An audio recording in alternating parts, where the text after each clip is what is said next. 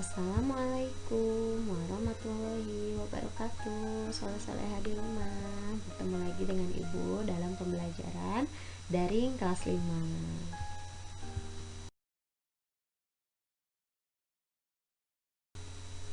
Hari ini kita akan belajar pelajaran ilmu pengetahuan alam atau IPA tentang hewan vertebrata.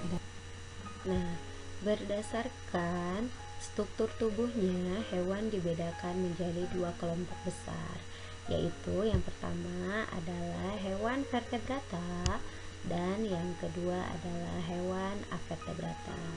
Yang akan Ibu jelaskan yang pertama adalah hewan vertebrata.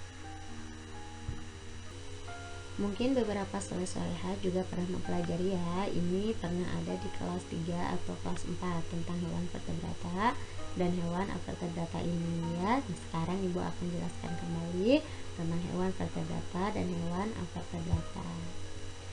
Hewan vertebrata adalah hewan yang memiliki tulang punggung. Karakteristik umum atau ciri-ciri ya dari karakteristik hewan vertebrata adalah sebagai berikut. Yang pertama, di belakang tubuh adalah tulang yang membentang dari bagian bawah kepala ke ekor dan tulang ekor. Jadi untuk hewan vertebrata ini hewan yang memiliki tulang belakang ya atau tulang punggung di bagian bawah kepala ke ekor dan tulang ekor. Kemudian bagian otak dilindungi oleh tengkorak yang terdiri dari tulang keras dan kuat ya. Jadi di daerah kepalanya itu ya atau di bagian otak tengkoraknya itu ada tulang yang keras dan kuat. Kemudian secara umum memiliki bagian tubuh yang normal. Jadi tubuhnya ini normal, ada kepala, leher dan tubuh ya. Tapi kan kalau beberapa hewan ada yang tidak lengkap ya. Nah, kalau ini lengkap ya, bagian tubuhnya lengkap. Kemudian jenis sistem pernapasan menggunakan paru-paru, insang dan selimut insang. Nah, sekarang hewan-hewan yang tergolong dalam vertebrata dibagi lagi menjadi beberapa jenis. Ya, jadi hewan vertebrata ini ada beberapa kelompok atau beberapa jenis. Yang pertama adalah ikan, yaitu hewan yang hidup di dalam air, bernapas dengan insang dengan alat gerak berupa sirip dan berkembang biak dengan cara bertelur. Nah, ini pasti soleh-soleh tahu ya contoh-contoh jenis-jenis ikan. Kemudian yang kedua yaitu amfibi ya. Nah, amfibi ini hewan yang hidup di dua alam. Hewan yang dapat hidup di dua alam, yaitu di darat dan di air, berdarah dingin atau tidak dapat mengatur suhu badan sendiri dan bernapas dengan paru-paru. Nah, contohnya hewan amfibi itu adalah katak, salamander dan kadal air. Jadi ini hewan amfibi ini hewan yang bisa hidup di air dan hidup di darat ya, hidup di dua alam. Nah, kemudian selanjutnya yaitu reptil atau reptilia adalah hewan melata yang berdarah dingin dan memiliki sisik yang menutupi tubuhnya. Contohnya hewan reptil itu yaitu buaya, kada, dan ular. Jadi hewan melata, masih ingat ya, melata itu yang merayap ya. Jadi hewan yang merayap, yang berdarah dingin dan memiliki sisik yang menutupi tubuhnya ya. Contohnya ada buaya, kada, dan ular. Nah, selanjutnya yaitu adalah burung atau aves, yaitu hewan yang bisa terbang. Hewan aves atau burung ini memiliki bulu yang menutupi tubuhnya dengan alat gerak berupa kaki dan sayap.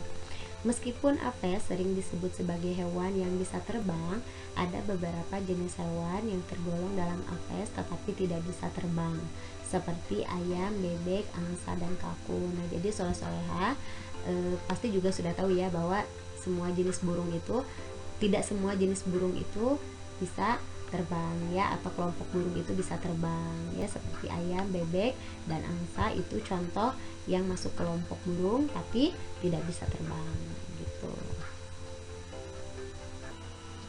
Selanjutnya yaitu hewan menyusui atau mamalia, yaitu hewan yang memiliki kelenjar susu yang berfungsi untuk menghasilkan susu sebagai sumber makanan anaknya.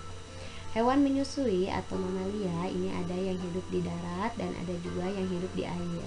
Contoh hewan mamalia yang hidup di darat seperti sapi, domba, monyet, rusa, kuda, dan gajah. Sedangkan hewan mamalia yang habitatnya di air itu seperti paus dan lumba-lumba. Nah itu ya, itu kelompok hewan yang termasuk hewan vertebrata beserta beberapa contoh hewan dari masing-masing kelompoknya. Selanjutnya, setelah tadi kita mempelajari hewan vertebrata, sekarang kita akan mempelajari hewan avertebrata. Avertebrata adalah jenis hewan yang tidak memiliki tulang belakang atau tulang punggung. Jadi sebaliknya dari hewan vertebrata ya untuk hewan avertebrata ini. Karakteristik umum atau ciri-ciri dari hewan avertebrata adalah yang pertama, termasuk dalam spesies yang tidak bertulang dan bertulang belakang. Jadi, avertebrata ini sebaliknya dari hewan vertebrata. Kalau tadi hewan vertebrata itu bertulang belakang, nah kalau avertebrata ini tidak bertulang belakang. Kemudian anatomi tubuhnya sangat sederhana. Nah, kalau tadi vertebrata itu kan lengkap ya, ada kepala, tubuh, dan sebagainya. Kalau untuk avertebrata ini jadi sederhana ya, tidak terlalu lengkap. Kemudian yang ketiga, sistem pencernaan avertebrata juga masih sederhana. Nah sekarang hewan-hewan yang tergolong dalam avertebrata juga dibagi menjadi beberapa jenis atau beberapa kelompok. Yang pertama adalah hewan berpori atau spons ya, contohnya adalah spong laut. Kemudian hewan berongga, contohnya seperti ubur-ubur. Kemudian jenis cacing, di sini ada cacing pipih dan cacing gelang. Kemudian hewan lunak, ini yang tubuhnya ini lunak ya, contohnya siput. Kemudian hewan kaki beruas, hewan kaki beruas, ini contohnya adalah laba-laba, lipan, udang ya, itu juga termasuk hewan kaki beruas. Kemudian Echinodermata atau hewan laut yang berkulit duri, jadi kulitnya ini ada duri-durinya ya, contohnya teripang. Nah, di sini ada beberapa contoh hewan vertebrata. Nah, soleh-soleh bisa perhatikan ya. Di situ ada gajah, kanguru, kemudian sapi ya, jenis mamalia, kemudian ada kelinci, kemudian ada lumba-lumba dan yang lainnya. Ya, ini semuanya jenis hewan vertebrata.